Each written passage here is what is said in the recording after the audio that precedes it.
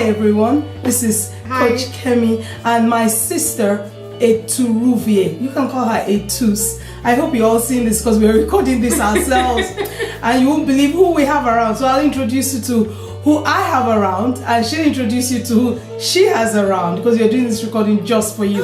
Come Josiah, come. I hope you can see him. He's the cutest kid in the block and his name is Josiah and he's my grandson and he will soon be 17 months. See you later, Josiah. Okay. And go ahead, Etus. Okay, Hadassah, come over. Okay. Okay, so this is Hadassah and she's my daughter and she's 7 years old. Say hello, Hadassah. Hello. Okay. All right, so you've met us and you can hear some sounds in the background. That's the music on the little toys and noise, you know, of the young of Josiah, and maybe Hadassah will make some noise, I don't know. But hey, we just want to talk to you simply, openly. We are both single mothers and we are in your team, single mother. We are on the same side, but we are also making waves. We are moving things. We are what you call movers and shakers. That's the way we'd like to see it. We'd like you to see it. However, we're going to ask each other some very deep questions so you'll get into our lives, share a bit of our story. And so we have not rehearsed this. Both of us are going to be at the Single Mother Seminar. We have not on the what date did I give it to you? 21st of January of June. 6 months later. And we have not rehearsed that question, so I don't know what she's going to ask me. She doesn't know what I'm going to ask her. But we're going to ask each other questions that we've always wanted to know about one another. We've always really wanted to know. So I'm going to go first. Okay. Etus, yes. I've always wondered, how did you survive not having a man around, especially with the way your marriage disintegrated? How did you do it? Well, for me, really, I think that one thing that helped me was having a relationship with God. I happen to be a Christian. It wasn't an easy journey, so for those who are probably going through the same kind of crisis, I understand where you're at, and I know that there are days when you don't want to do anything. You just feel that you want your whole life to come to an end. What did you do then?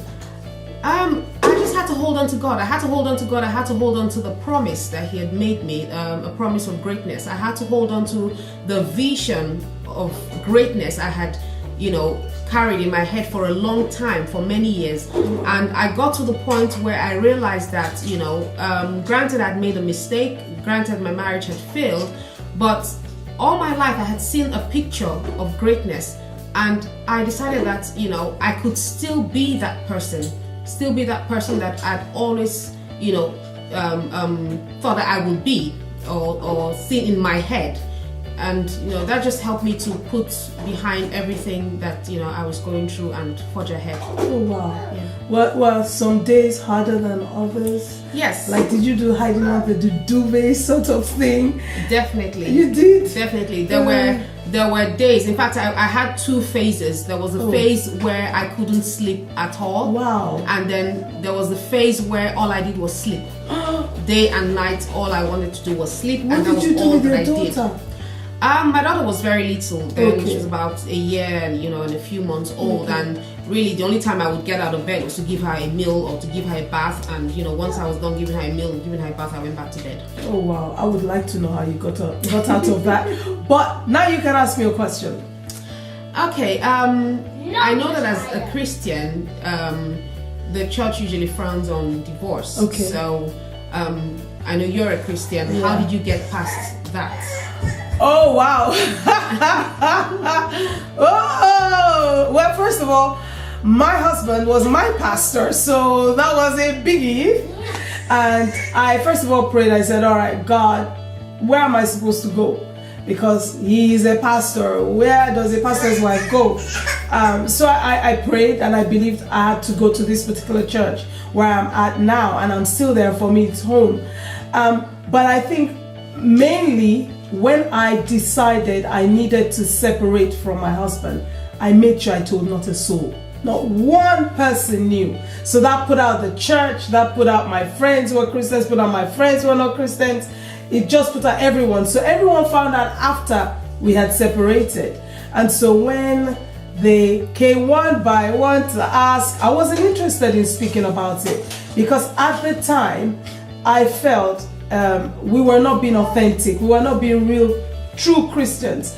Because you're a Christian doesn't mean you're always right. Yes. So I was expecting people to tell me if I was wrong and him if he was wrong, and kind of be there and support us and not just quick. But I did not like that, and so I thought, you guys can't help me. By the way, that's how I became a coach. I knew I needed something more than what we did in church. I needed some wisdom that church seemed to have put outside the door. We needed to bring it in and use it, which is why we're both where we are really. You talked about greatness. What was the greatness? What do you mean you had in your head some greatness? I'd always seen myself as someone different, someone who would be special, someone who would impact her world. Okay. I'd always seen myself as someone who would do, things that generations that would come, behind me would remember for a long time to come. Yes. Wow. That sounds big! I went to the library this morning for a very short while, and I was walking back. It's a short walk, maybe about 10 minutes if you're walking slowly. But I took my grandson Josiah with me, and he was walking. Can you imagine? He was even pushing the buggy, but we'll talk about that another time. And I was thinking, I have a lot to do before I finish on this earth, and I need to put some things down on paper. The kind of car I want to buy costs a lot of money. So I actually realized today that the little steps I am taking as at now will not get me to that goal on time. So I realized I had to write some things down, look at them, and begin to work on each one of them, because they are required for me to attain the level of wealth that I need to be able to serve other people in other countries, to be able to serve more single mothers like you and I. What do you think about that? I think that's great. It's a great idea. It is. All right, we're not going to go on and on and on. We're going to stop now. We hope you have got something from this. We look forward to seeing you on the 21st of June. It's a Saturday. If you go to my website address, which is at the bottom, it will scroll through this video. You just enter your name in at the bottom, your first name and your email address, and we'll send you all the details. We have space for only 10 people, and you're allowed to bring one person free. Now, there is a gift, because I changed the date. It was supposed to happen on Father's Day, but I changed the date to 21st of June. There's a free gift, a book, going for everyone. The first 10 people who come, who actually make it into the meeting. It's a paid event, so I look forward to seeing you. All right, thank you. Bye. Thank you. Bye.